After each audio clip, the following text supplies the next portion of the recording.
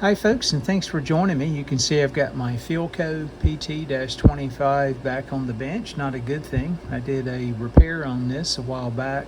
This is the one I actually made the speaker cone for, and I think even a voice coil, if I recall correctly. Never got around to replacing the can dome resistor because it wasn't going to be a daily player, and I was going to keep this in my collection, so possibly the can dome is bad. Anyway, I powered this thing up and it's dead, so no fuse or anything in here. Let's do some troubleshooting. I'll show you the symptoms real quick. With the receiver powered on, let's bring it up slowly on the variac and see what we get.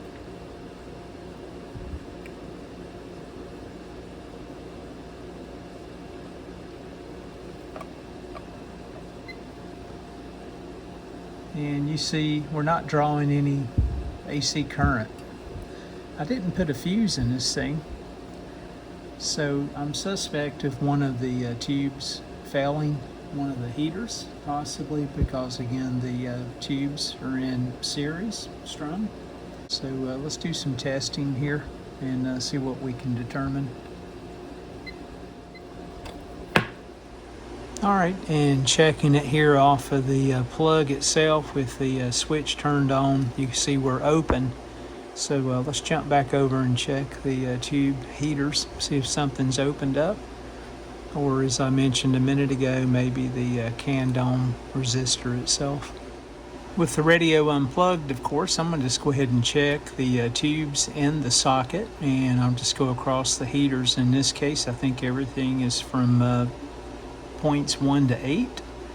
So we'll start out here with this particular valve or tube. It's the rectifier tube, the 35Z3 in this case, pins 1 to 8.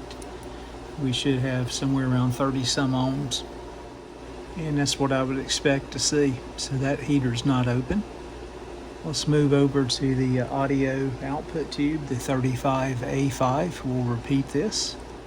Okay, looks like we're good there as well. Tube in the middle, 7 alpha 8. Let me see if I can get in here to this one as well. Okay, just south of 7 ohms, so we're good there. And then we'll move over to the 7 Baker 7 down here and repeat that test. See if I can get my hands out of the way.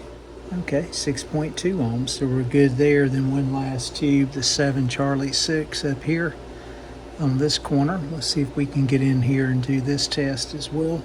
And 6.4. So it's not a heater that's open on one of the tubes. Let's go back to the schematic here just for a moment and do some looking to see what else is in the path here of the AC input. So you guys saw when we plugged in the radio, there was no current flowing, so something's open here in this series string. Again, when we tested off the plug itself, it showed open. And you can see what we have in series. We've got the can dome resistor that I left in place, and we've got the tube heaters themselves. So the tube heaters all check good. Not saying I don't have a cold solder joint or something else that I've overlooked, but just looking at DC resistance, we're good there. You can see the dial lamp is really not a concern in this design because it's actually shunted by a 53 ohm resistor. So let's back up now and just check the can dome resistor and see if it's opened up on us. I've shared this before about the can dome resistors. Remember, the path that's the largest distance between the 2 points will have the highest DC resistance. So again, looking back at that schematic, I think it called 175 ohms for this section. So that should be from, we'll call this point A to point B. Let's check and see what we have.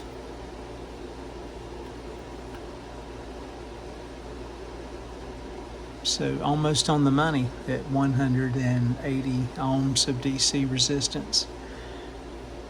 Now the next section I think was the 53 ohm section. Again, it's shunted by the dial lamp or pilot lamp, and you can see that because that's our wires running up through the chassis back to the dial lamp. So between points, we'll call it B and C, of course we won't read 53 ohms of resistance because the dial lamp is in parallel with this. So 3.8 ohms or 3.7.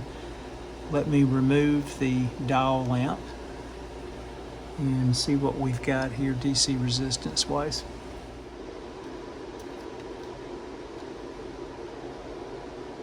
Okay, I was able to get it out there finally, and you can see around 57 ohms. Again, the schematic calls for 53. So we're good there. So the only thing left is the switch. Let's check the switch real quick and just make sure it's functioning the way it should, or the line cord itself that I placed on. When I wired this up, if I recall correctly, the hot side, which is the narrow side of the switch, connects here. And let's go to our input side here of the switch.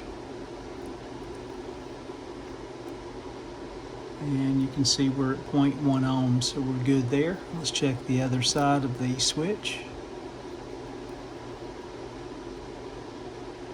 And can you believe that? It's not the canned ohm, it's my on-off switch. It's defective.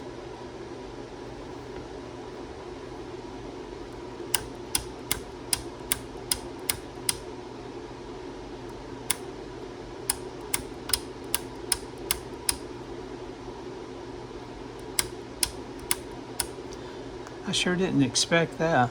Anyway, let me bypass the switch. We'll just put a jumper in between, power this thing back up. I'll hook up a long wire antenna, and let's see if this thing plays some music. Then I'll have to remove the switch and do some troubleshooting on that at a later time. And before I forget, let me get the dial lamp placed back in. Okay, I've got the long wire antenna hooked up. I've got the jumper in place. The radio is plugged in. We'll look at DC voltage across the electrolytic capacitor here. Flip on the variac, bring this up slowly, and hopefully we'll see an increase now in the B plus voltage. The dial lamp is illuminating. You guys can't see that, but it's right over here off to the side. We should be at a point where we can see the B plus starting to ramp up.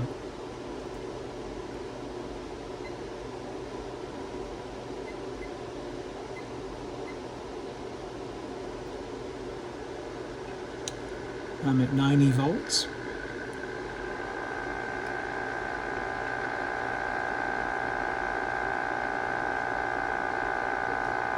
And you can see my B plus voltage here. Wow, we've got audio, and we've got our radio playing again, but what the heck is going on with all the distortion?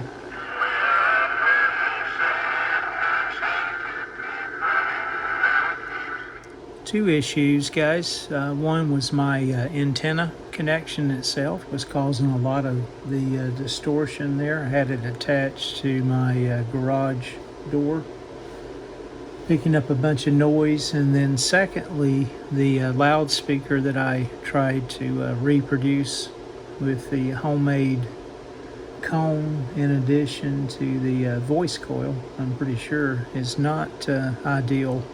So maybe an opportunity over the winter months to get in here and tear this thing back apart.